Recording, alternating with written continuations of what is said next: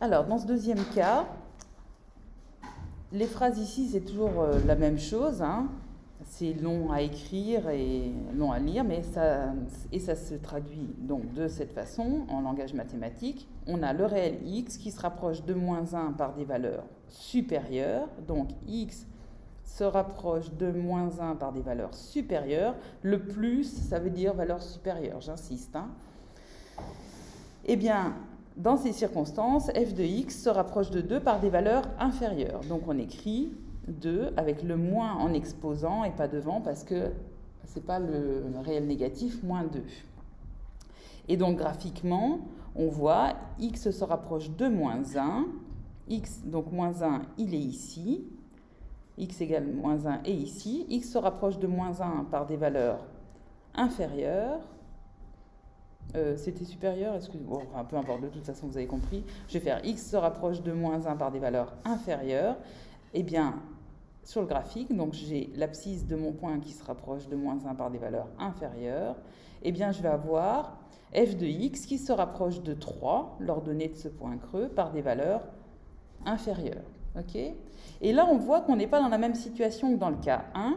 Dans le cas 1, qu'on se rapproche de x par des valeurs de 3 par des valeurs inférieures ou par des valeurs supérieures, f de x se rapprochait du même nombre qui est 2.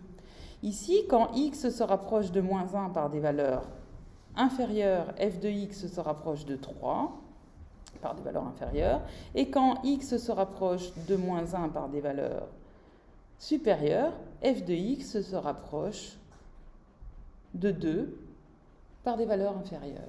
Okay, on n'arrive pas au même endroit. Et dans le premier cas, j'avais déjà commencé à vous préparer à ça. Quand une limite existe, elle est unique. Et donc, en fait, on définit la limite quand x tend vers 1 de f de x. Et bien, il faut qu'on appelle sa limite à gauche et sa limite à droite de moins 1, elles soient égales. Et comme ici, 3 est différent de 2, là on ne se préoccupe pas de savoir si on se rapproche de 2 par valeur inférieure ou par valeur supérieure, on s'en moque. La limite quand x tend vers moins 1 par valeur inférieure de f de x, c'est égal à 3. La limite quand x tend vers moins 1 par valeur supérieure de f de x, c'est 2. 3 est différent de 2. On n'a pas unicité de la limite. Donc, on doit écrire la limite de f de x quand x tend vers 1 n'existe pas. Si une limite existe, elle est unique. Je l'ai mis en rouge, en lettres capitales, c'est super important. Donc, dès qu'on n'a pas unicité de la limite, on doit dire la limite n'existe pas. Et en langage mathématique, on peut écrire le symbole existe, donc c'est un E majuscule à l'envers, et on le barre pour dire n'existe pas. Et j'aimerais que vous fassiez attention à la façon dont c'est écrit. On dit la limite, ici, quand x tend vers moins 1 de f de x n'existe pas, ne m'écrivez pas égal n'existe pas. Ça n'a pas enfin, c'est un abus de langage et j'aimerais que vous l'évitiez. Ça va? Donc, vous ne mettez pas de symbole égal ici. Vous mettez juste n'existe pas.